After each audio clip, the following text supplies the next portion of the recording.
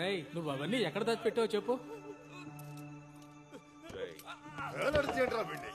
వద్దు sir, sir sir వాడు చెప్తాడు సార్.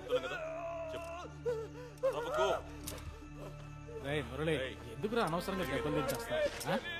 ఇదిగో ఈ నీళ్ళు తాగు, తాగే చెప్పు అక్కడికి నువ్వు ఎందుకు వెళ్ళావు? నిజం చెప్పరా? తాగరా.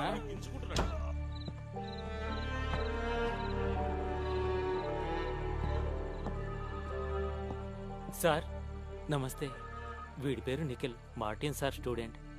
రమ్మని చెప్పారు. ఫస్ట్ బస్సు దొరికింది, అందుకే తొందరగా వచ్చేసాం. పోండి